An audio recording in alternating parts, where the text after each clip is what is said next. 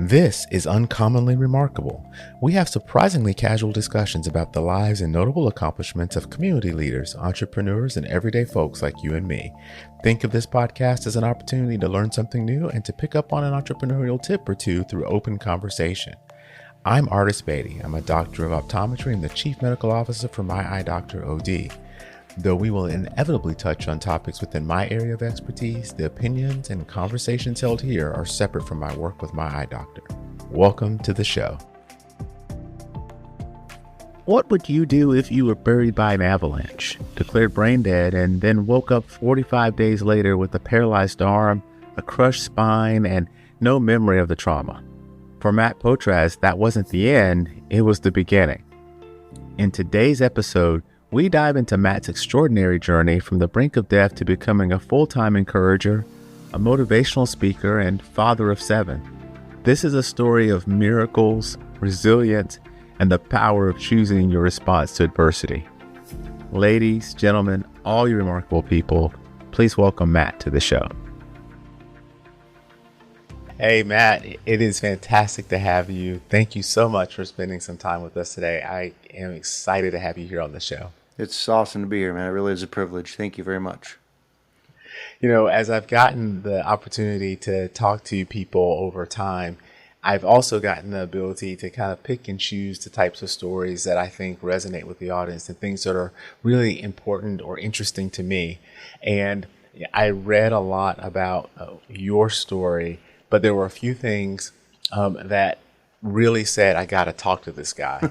And the thing that resonated with me the most is you said, in your words, life gave me a story worth writing and taught me some lessons worth passing on. I love to inspire, encourage, and motivate others to view their adversity through a new lens and to do life better. Yeah.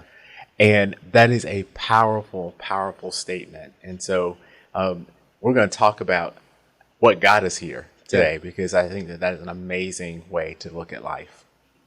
So tell me a little bit about you. Tell the audience a little bit about you, and we will kind of go backwards to come forward. Well, do you want to talk about who I am today first? You want to leave that for later? Yeah, let's talk a little bit about how you. Let's talk a little bit about you today. So today I'm a blessed man. I really am. We're going to talk about how I live with my neck's a little bit bent, my body's a little banged up. I can't run, I can't be athletic. My left arm is paralyzed, right? So I got some issues, but I'm a blessed man in all regards. I'm married to a beautiful woman, an incredible wife. Together we have 7 kids. She has 3, I've got 3, and I'm actually adopting her kids right now. In fact, it finalized on the 31st of July. And oh, wow. We got 1 together, so we have 7 kids total, ranging from age 2 to 20. So we got quite a range, but life's a blessing, man. I love it. I mean, I always joke around that 7 kids in 1 arm is bad math, but it's still funny, it's still fun to live with. But it's I live as a motivational speaker and author, and I travel and I speak and I encourage and I lift up, and then I also work pretty much full time as a life insurance and retirement specialist agent, and we'll run my own business doing that. And so I help people just better their family in all regards. So I get to help people better their lives in lots of ways, including, of course, financially. So it's pretty neat to be able to have a story worth sharing, as I said, right? And some lessons worth passing on. So when I stand on the stage to speak, I got a platform because I share my story. And as you're going to hear today, I have a platform to share it from, because when we talk about adversity, I pretty much have every right to talk about adversity, right? And you'll hear that as we go. Yeah. So. Well, I think that first of all, congratulations on the adoption, and Thanks. Wow, how nice it is to have this beautiful family, Yeah. and your family played a huge role in parts of your story, and so it's just kind of full circle speaking about that. So to set the background a little bit, I told you before we got started that I really did not know that there were professional snowmobilers. And so I grew up in the South, by the way, so that's probably part of it. And, barely snows here. And it wasn't really until my adult life that I got to see real snow. I had a great friend after college, and I went to Colorado, and we really saw snow. And it's like, wow, that's amazing. But you were a professional snowmobiler. And you were very successful at doing that, right? Yeah, yeah. And the funny thing is that I wasn't actually full blown professional because there's only just a very few full blown professional snowmobilers that usually race and hill climb and film and everything else. I only rode in the film circuit, and most of the guys in the film circuit are obviously conditioned athletes, very good at what they do. I was one of the better ones out there, but I only did that on the weekends as a side gig, and so I didn't really get paid per se like a Ah, I salary. see. But I got free snowmobiles and free gear and free stuff, and so it was free trips and got to go all over the Western U.S. and Canada, and so that part of it was definitely well worth the pain. That was better than the paycheck, actually. Yeah, I mean, I count that, man. If you're Yeah, getting free snowmobiles and you're getting travel and yeah. getting to do those things for film, that's pretty darn impressive. How did you get into snowmobiling? My parents had a small resort in my hometown. They founded the resort, and they eventually launched a small line of snowmobile rental, like a rental fleet of snowmobiles. And my dad used to ride when he was younger, and so we've been around them a little bit. But when the rental fleet came in, then on the days off when the sleds weren't being used, we would take them out and ride together and try them out. And I fell in love with it right away. Just like it just felt really neat to me at home, like really freeing. And I love the feel of the powder snow and the softness of deep snow, and just the whole thing is like a freedom. And so Yeah. I rode those for a little bit, and then when I went to college, my first year of college. I got a decent job on the side as well, and so I was able to go to my local credit union and get a loan to buy my first brand. I was young and dumb, so instead of buying a used one like I should have, I bought a brand new snowmobile. Bought a brand new off the showroom floor, first one I've ever had, and just rode 3,800 miles that first year and absolutely fell in love with it. And anyone will tell you that 3,800 miles in one season on a snowmobile is a lot of miles.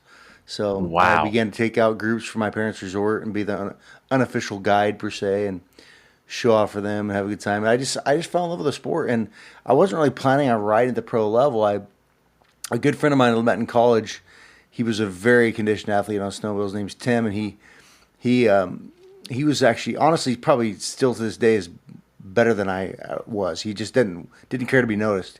He never got at the pro level because he didn't want to be, but he had gotten an invite from a film crew that said, "Hey, we've heard you can ride pretty well. Would you want to come ride with us?" And the film crew is 509 Films, which has now become the biggest film company in the industry. But anyways, they told Tim, "Hey, we'd like to have you come ride with us sometime."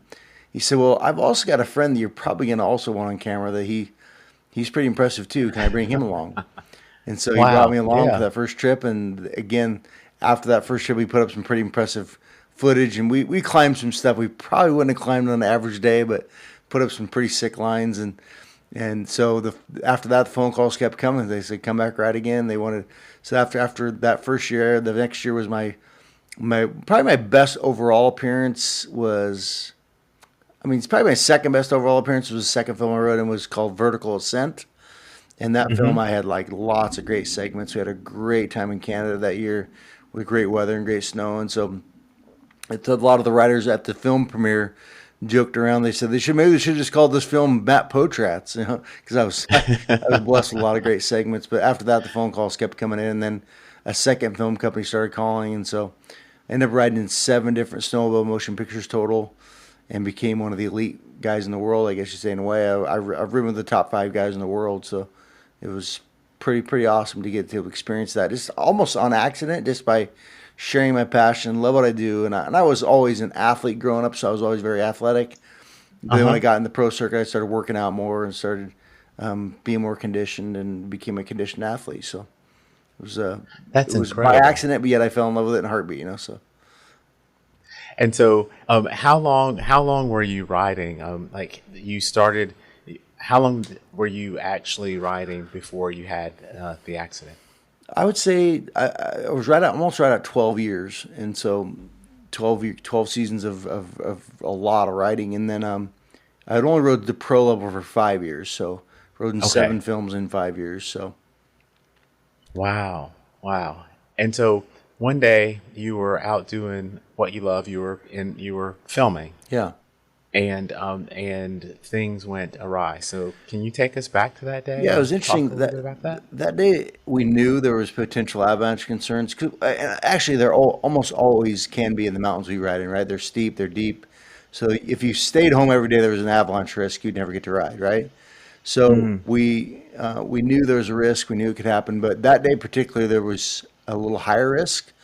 So we tried to stay off the bigger stuff. In fact, earlier that day I said no to a very big chute I usually climb. It's a pretty impressive line. It's a really narrow, steep one. I said no to it because it didn't feel right. So we moved to the Brundages side of the mountain, which is a different side of the mountain where there's more trees and rocks and stuff to hold snow in place, right? So we moved over hmm there, hoping that we would escape that a little bit, and ended up the one chute over there that I've climbed it a few times, and when I went to climb it, the very trees I thought would hold the snow in place ended up becoming my worst enemy because I went up, I broke out on the face of the top, and I was almost over the top, and the avalanche broke off 25 yards above me. And when they break off above you like that, there's almost nothing you can do. It just consumes you. It was 2.5 feet deep, the whole mountain. And it sent me off a small wall of rock, and the very trees I thought would protect me, keep the snow in place, ended up being my worst enemy. I got just wrapped up and crushed into the trees and buried Oh my below the goodness. trees. And they use we all were trained and knew how to use avalanche beacons. We wore beacons. The beacons go in a pocket on our chest. All day long, the beacons transmit the same signal. So if someone goes down, the group pulls theirs out, switches their beacon to search mode, leaving one beacon in transmit mode, which of course in this case is my beacon. So within minutes, their beacons told them which way to walk, where I was at. They found my fingers sticking out of. Well, first they're like they thought they found me really quick because they saw my helmet sticking out of the snow. They rushed over to it, dug all the snow around my bright orange helmet. They picked up an empty helmet, a fully intact chin strap, but no mat in sight. So as you can imagine, they in near panic. They're like, "Oh my gosh, how in the world is it? I mean, this helmet's gone, right?" The chin strap, but Right, with the apparently the chin force strap. of blow to rip my chin strap up my face, put a brazen up my face, rip the helmet off my head. So they rushed around the avalanche beacons and found my body. They found my fingers sticking out of the snow. But how do you find a pair of fingers on a mountainside full of snow without some kind of guidance? So I believe that beacon saved my life and the training saved my life. But they found my fingers. They dug down a full arm's depth. I'm a pretty tall guy, so I was down a really deep full arm's depth. They found my body, found my ears, nose, mouth, complete pack with snow. They knew they had to be careful not to move me, unsure of my injury at that point, right? And so Yeah. they did their best. They took a finger and fish shook the snow out of my mouth to get my airway opened up. And I was breathing, but fully unconscious, make like a lot of weird wheezing and hissing noises. And they yelled my name and slapped my face and could get nothing. I had no response. I was unconscious. So they knew they had to get somebody out there ASAP. And so my best friend Tim was there, and he ran to the top of the ridge with his cell phone to call for a helicopter. And he had got just enough cell phone signal out, but about that time it started snowing hard, like just pounding snow. I guess you could say that, like the weather decided it was going to replenish the snow that slid off the mountain, right? And so my friend got a phone call out to a helicopter, and they got a helicopter en route. There's a perfect lake bed by the avalanche site they could have landed, but the helicopter flew as far as they could and could not get there. They got rejected by the snowstorm. The So snowstorm they had got to in get the me way. covered up Wow. with a space blanket and a tarp and everything, get me out of the snow best they could. They had to dispatch a ground crew to come out. We were way back in the backcountry, so it took a long time to get there. An hour and a half, 90 minutes later, the ground crew arrived, and my friends had to watch me lay there unconscious and wheezing for an hour and a half, waiting for something to happen. The ground crew immediately said, "Man, if there's any way to get a helicopter out, we have to. This is serious business." So they made a second attempt to fly, and they still couldn't get there. This time they made it to Brundages Ski Hill, which is a little bit closer. Hmm. So they got me on a sled, towed me across the ground, got me to Brundages Ski Hill, got me in the helicopter, and the snow broke enough to get the helicopter in the sky en route to Boise. They landed at St. Alphonsus Medical Center in Boise 5 hours from the time of the avalanche, 5 hours. And Oh my right on the goodness. helipad, they took the gurney out of the helicopter. Right on the helipad, what they all feared happened. I stopped breathing. I died, essentially. And they rushed around, of course, resuscitated me, got me breathing again, and pushed me into ER to discover the avalanche had just crushed me, man. They found a broken neck, C4, 5, and 6 were all crushed. Compound fractured left finger, blew my left finger in half. There were actually bone fragments on the x-ray. Crushed left rib cage. It broke my top two left ribs off the sternum and caved in my left lung. And then they were puzzled, like, first of all, they're like, how's the helmet get off his head? And again, they discovered the force of the blow must have been enough that there were abrasions at my face where the chin strap had gone up my face and ripped that thing off my head. So the biggest concern was I bounced off a tree like a rag doll, no protection around my Mm-hmm. brain. They found hematomas on both sides of my brain, which is, of course, blood clotting, blood pooling, brain damage, right? Wow. The initial report of my family was, we're not yet going to spend the money to start treating Matt's injuries because we don't think he's going to survive the night. And so my family had no idea. They say never lost the faith. They kept praying, kept believing, and we're people of faith, and more so now than ever. And the next day, of course, I was alive, but they're like, okay, he survived, but it's time for a reality check. We need to see if there's any hope here at all, because he said he's really only living because a machine is keeping his body alive, right? It's breathing for him. They said we need to find out if we got any brain activity. And so they do what's called Mm-hmm. painful stimuli, because even in a comatose state, which I was in a comatose state, your body should respond in some way to pain. So they began to again poke me and prod me, shake me and move me, and inflict pain on me and dig under your fingernails and things like that, right? They got nothing. I showed no response. So the doc gathered my family and he said, look, it doesn't look good here. It doesn't look good at all. But he said, I'm going to try one last thing. He said, I'm going to hook a brain scan him out. With the brain scan in place, I'm going to again inflict pain on him. And he said, if the scan doesn't show some kind of response, we're in big trouble here. He said, if there's any hope here at all, his brain has to respond to our input. And so they did so. They hooked the scan on my brain and began to again poke me and prod me and shake me and dig into my fingernails and do all the stuff that would cause pain, and they got nothing on the scan. And the last thing the doctor did just to confirm it, he picked up my broken leg, my shattered femur, had not been fully treated yet, Mm-hmm. picked it up off the table a little ways and just let it free fall, dropped it, whack. And I mean, I don't think I got to explain to you guys that would cause extreme pain, right? And the scan didn't really show anything to get excited about. So he said, look, he said, I'm so sorry. He said, short of a miracle, Matt will not be with us anymore. He said, as I said before, technically he's alive because the machine is breathing for him. He said, outside of that, essentially, Matt is brain dead. His Oh my brain has no gosh. response. And so my family just sunk back in shock, thinking, oh my gosh, we're going to let our son go and our brother go. And oh, wow, you know. But again, they just had faith. They had resolve. My dad said, no, doc, I'm sorry, but I'm not willing to accept that yet. I want a second opinion. Reluctantly, the doctor agreed. And so when he went to try to find a second opinion, my phone calls, texts, emails began to erupt across this nation with one message: pray. Matt's dying, pray. And in fact, even across the world, because my mom's family happened to be world missionaries, and they at that point in time, and they had teams overseas praying as well. So prayers went up across the world. And my dad went down to the waiting area, got some of my closest friends together, and came back to the room and just laid hands on me and began to essentially just beg God for mercy at this point, right? I mean, they're just crying out for my life. And they've been in there about an hour and a half. They started to kind of accept reality that, okay, we probably better say goodbye to Matt, right? It's probably time to just Mm-hmm. accept reality. But then again, a friend of mine, John Heston, who also used to ride at the pro level, he was in the room and he spoke up and said, guys, I don't know why, but I had this feeling like Matt knows we're in the room, like he knows we're here. Why don't we see what happens if we try to get him to respond? Let's give it a shot if we try, right? They said, okay, Yeah. sure. And so John got right in my face and yelled, Matt, it's John, if you can hear me, raise your right leg. And I couldn't raise my leg, but to their shock, they're like, he tried it, he moved it. He moved his leg, he tried to move it, right? And so they played a little bit more, got me eventually lightly squeeze a hand. Of course, I rushed from him to get the doctor to tell him what had happened. And he came walking back in. My dad described his behavior to be poor bedside manner because he was pretty Yeah. sure we were wasting his time, which in his defense, I He's get it. I mean, he's like, he look, was man, there's no skeptical, hope here, right? right? He said, Doc, no, check this out. They eventually got me to lightly squeeze his hand. I don't think that many people argued that that was a miracle. I got my miracle, you know. I mean, a lot of time had passed after that. I squeezed the hand. That was exciting, but I remained in a coma for a long time. 10 days in my coma, 10 days into it, something incredible happened. Will never be forgotten in my lifetime or theirs. My boys are much older today. I've got my three blood boys are they're 17, 18, and 20 now, but they were very young then. Like my oldest was 4 and a half then. And so they've been told that daddy got hurt real bad and just needs to sleep for a while. They're not been allowed to see their dad yet.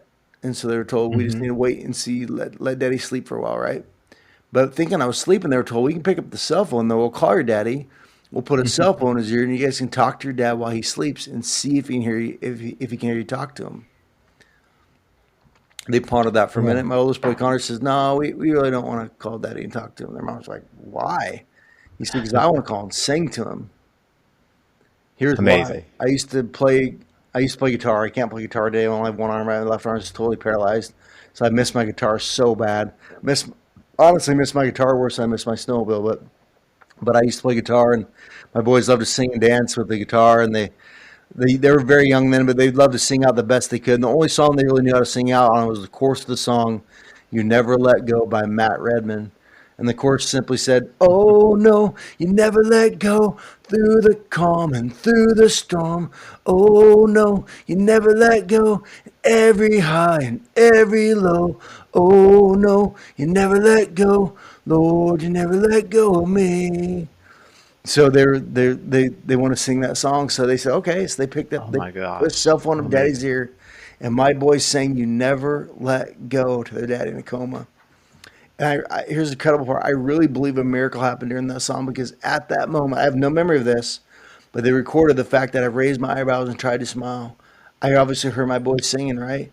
And from that point forward, I began to show more response to stimuli. I began to show more response to input and squeezing hands and commands. But I remained in the coma for 41 days. And he came out of the coma in Wow. 41 days, had a long recovery journey of physical therapy, occupational therapy, speech therapy. I was in a wheelchair in the beginning, and I was hospitalized for 88 straight days going through all that therapy and routines. And 88 days in a hospital, I'm going to explain to you, that's a long time. It's like being in prison That because is a you're long time. stuck behind walls, right? But I walked out of the hospital 88 days later and went home, and my life's never been the same, and it's been challenging. It's been ups, been downs, been highs, been lows, but I just kept pressing on. One of the most fundamental things that I hung on to from day one, and I've had it. In fact, I had it on the inside of my binder at work before the avalanche even happened. It just said in big bold print, "Focus on things you can change." Mm, Because I can't change the avalanche, right? I can't change how bad it hurt me. right. I can't change the fact my arm's paralyzed. I can't change all these things, right? What I can change, the only thing I can change is my response to it. And so I've just Yeah. chosen to focus on things I can change and keep pressing on. And I mean, I had a very near suicide with extreme nerve pain, and I had all kinds of challenges. I was not perfect. I had bad days, but honestly, through it all, I still had more good days than bad days because I chose good. A bad day is a choice, right? And so is a good day.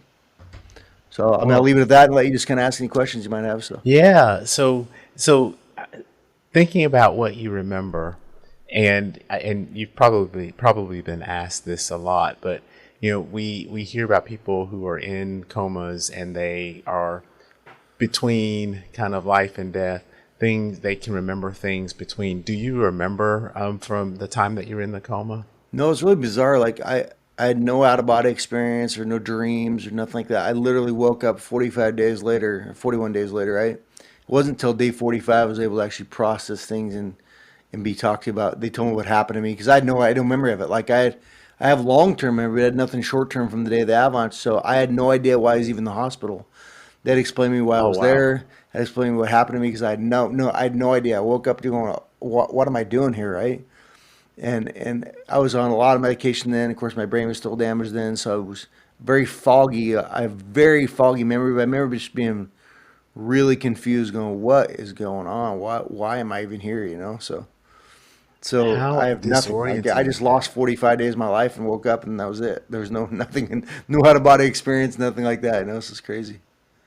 And so you don't remember the actual accident or the Nope. time spent under the snow.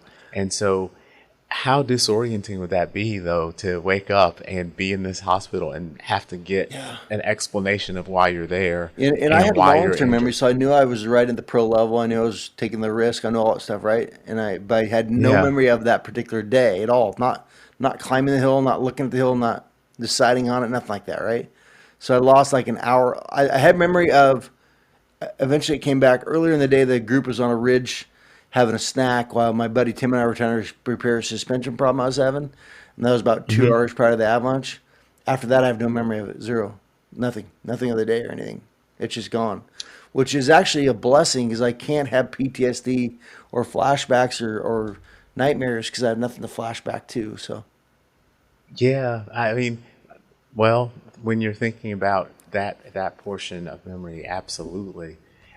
It's It is interesting because I think I've read that a lot of our long-term memory formation happens during sleep, where the brain is Right. making decisions on which things were important enough to keep and which things just kind of go by the wayside. Yeah. And so that process gets interrupted, and things that would be in your short-term memory just kind of get thrown away instead Right. of being put into Right. long-term. But so once you did wake up and get some explanation for what had happened, when did you realize the extent of the injuries you had? I think just, I, mean, I, as far as memory goes, I'm sure I realized it right away, but I don't have much memory of that because it was so foggy of all the Yeah. medication and brain damage. But when I began to, when I tried to walk on the first time, tried to get up and walk, I mean, two or three steps was it, and then eventually we're celebrating when I had 13 steps, and it was like, I mean, that's when you're going, oh my gosh, I went from being an athlete to celebrating 13 steps, you know. That's when Yeah. that's a reality check for you, if anything else, you know. And so it was just, I just had to accept the fact that it was not what I wanted. It was not the life I would have chosen. It was not fun by any means. It was not, I mean, it was extremely painful. But I had a weird, like, understanding that I cannot focus on things I cannot change from the very beginning, right? It's kind of like I said, right? That Hmm. I've got to take the cards I was dealt, play this hand, and play it the best I possibly can, and give my boys their daddy back. And that was my whole. That's my motivation the entire time. That's what kept me from committing suicide. Was that I wanted to give my boys their daddy back, and today I've given my boys their daddy back, and I've just my I've had my second son now graduate from high school, and just this May, and it's just incredible, you know, to think about that they were just little boys and little almost toddlers, you know. So and now they're graduating high Yeah. school, and I get to go see them. My oldest got a full ride academic scholarship to college, and he's doing phenomenal, and he's getting straight A's in college. And so it's just like I would have missed out on all that, but I just fought to get my life back, you know. That's amazing. So how, when you think about the decision, I love that decide to have a bad day.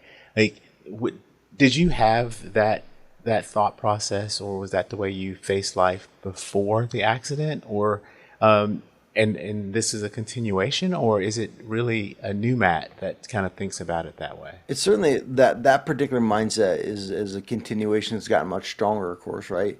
But I before the Avalanche, I was a pretty that again the snowmobiling was not my full time job. Right? It was a side gig, and so my full time job per se, I was 27 years old, been promoted three times in 2 years, and I was the general sales manager at a very successful Toyota dealership selling new cars and trucks. And I was leading the team of 12 salespeople and four other managers, and I was the leading the department, right? And so I'd been promoted, and I was making really good money. So I was already had that mindset of push and drive and be successful and do your best and wake up every morning and choose to have a good day. And I was already kind of thought like that, but now Hmm. I'm such a more humble version of that man.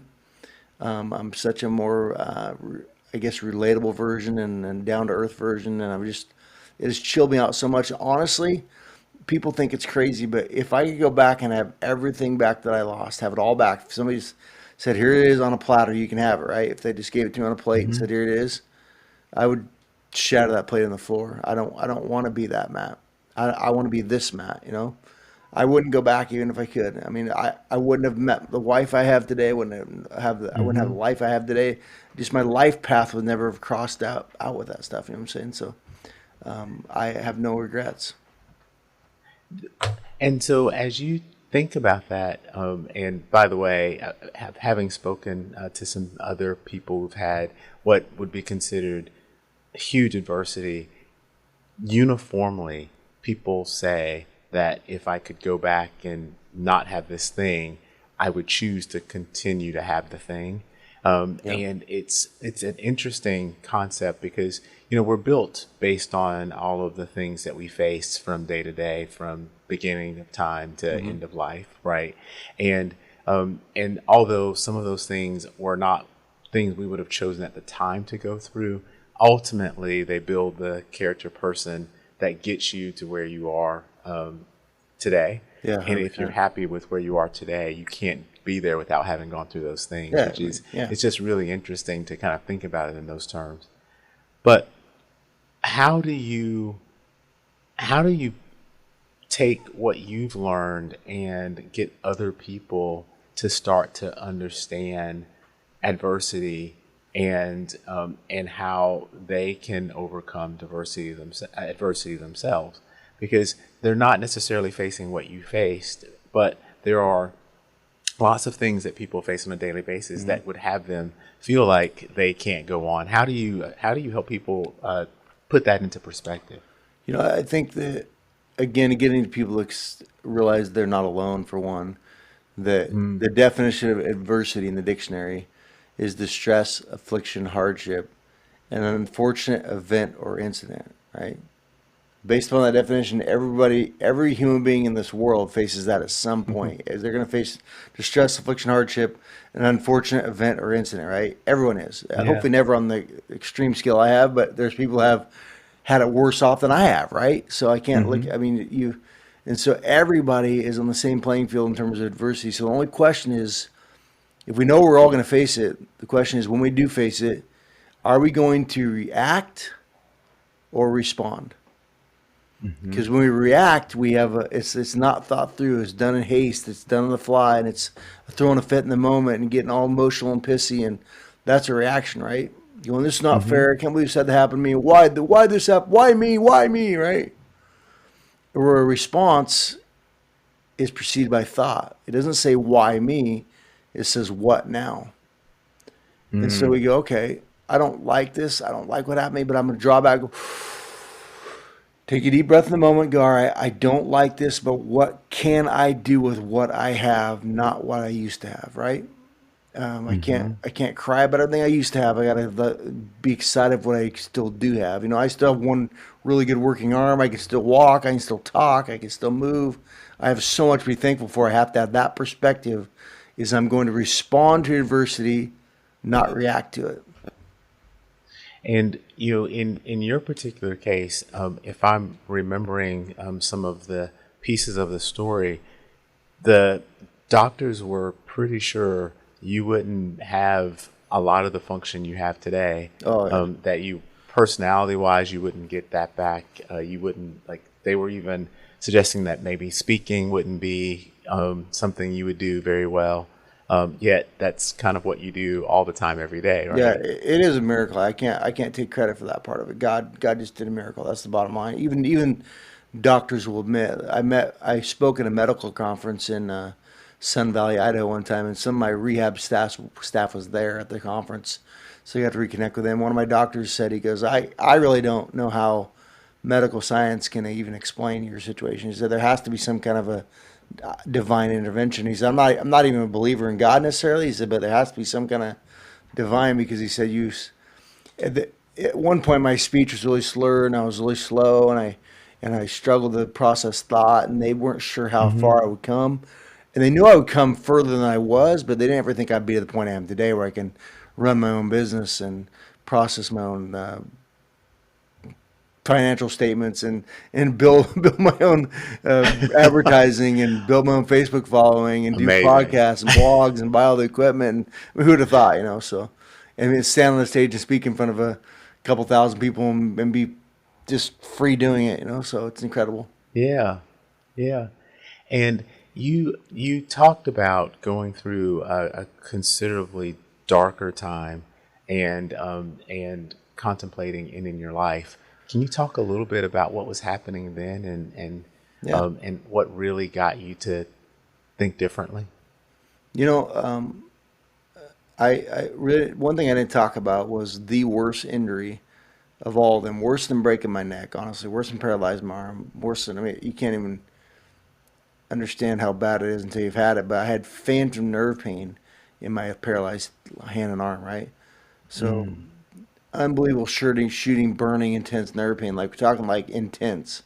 It would just like, felt like kind of like when you go outside and your hand gets cold, you come back inside, it gets hot too fast, that burning feeling. Times Hmm. that by 20, you get in the ballpark. That's the kind of burning it is, and it's always and it would shoot sometimes in pulsations, and I was on heavy medication for it. I was on at the very beginning. I was on 8 hydrocodone, 7.55 hundreds, pretty good size, of Wow. three Lyrica, and a couple OxyContin all in one day, just to make it bearable. And I kicked the OxyContin cold turkey, which is not a good idea, but I did anyway. Kicked it and got back to 6 hydros and a few Lyrica, and that's all I could get back to. I could not scale back any further and still make it through the day. And so I was in extreme pain. All the doctors could tell me for a remedy at that point in time was long-term medication. We just got to wait and see. It's a complex injury. We don't really know how to do anything with it. There's not a lot of options for it right now. We just got to get you on a medication strategy that works for you, you know? Hmm. And sometimes I'd wake up like midnight or 2 o'clock in the morning, these weird pulsations where it would just pulsate, burn, burn, burn, then pull back, and then pulsate, burn, pull back. It was like weird. I don't know what caused it. I have no idea why. But I woke up one time, I don't know, it was midnight, 1 o'clock in the morning, something like that. And I would literally cry until my pillowcase was damp, like just soaking tears, going, God, please get me out of this. Why, why? Because here I am, on drugged out of my mind. I'm a druggie and still in pain, because phantom pain, as you may know, is a false signal from your brain to your Hmm. spinal cord, or sorry, from your spinal cord to your brain, right? Your spinal cord, at the place of injury, is telling your brain that your hand hurts and arm hurts. So because the spinal cord tells the brain it hurts 24 hours a day, 7 days a week, never stops, right? It's phantom. And so I had these pulsations, and all I could hear was a doctor's voice run through my head in the middle of the night saying, long-term medication, long-term medication. And I was like, I'm not gonna be a druggie for life, and I was yelling at God. And in fact, I don't use much profanity. I'm not gonna, but I said, F it. I said, fuck it. I'm done, Yeah. God. I said, God, you didn't get the job done right the first time. I'm gonna finish this. And I'd already kind of thought about how I would do it. I got out of bed, got my snowmobile gear bag out of the closet, began to piece on all my riding gear, pull my pants into place and boots into place, and my plan was to gear up, head to toe, all my riding gear. At that point in time, I was driving a little bit, some. I was going to drive down the nearby big tall bridge over Snake River with all my gear on, slide the helmet from the Avalanche back of my head, and jump off. In that condition, with all that gear on, I definitely would have drowned or died, right? Oh And I man. was very serious about doing it. I was gearing up, ready to go, and I was like, what I yelled to God was, "You didn't get the job done right the first time. I'm going to gear up and finish this right, right?" And so I sat down on the bed, began to pull my jersey into place, and right then I guess you could say that God knew what would stop me not dead, but alive in my tracks. I mean, He brought back a thought right in that moment of my middle son Ethan, who was very young at that point in time. Again, he's 18 now, but he he loved doggies when he was younger, still does today. But he loved Mm. doggies, and he didn't have his own dog, so his grandparents' dog Sadie was his dog. He took care of her and bathed her and walked her, and just loved that dog, right? She was a black lab. And so Sadie, recently before the suicide, thought Sadie had died of old age. And Ethan was just completely crushed. I mean, he was just Mm. like, my doggy's gone, Dad. How can I don't understand. It's like she didn't understand the permanence of death, right? And so I'd found, like, by himself in the bedroom, like 5 days after the dog died, he was by himself, like, crying in the bedroom. I went in there and nudged up to him. I said, Buddy, what's wrong? He said, Daddy, my doggy's gone. She's not going to come back ever. And I'd said, But buddy, she's in heaven. You get to see her again someday. It's okay.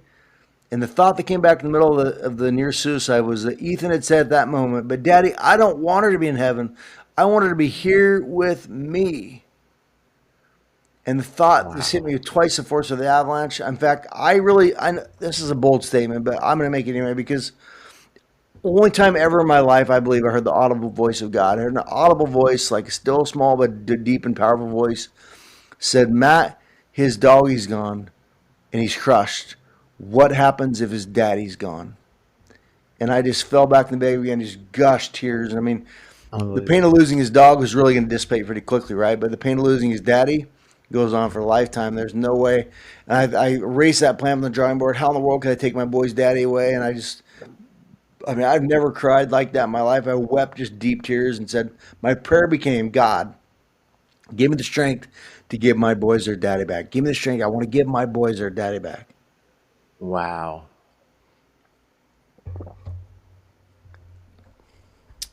So I mean, I Unbelievable. thank God I didn't take my life because eventually my pain doctor in Lewiston and met a doctor at a Phoenix a conference in Phoenix, and the doctor was pioneering the surgery. He and his dad had more or less invented it.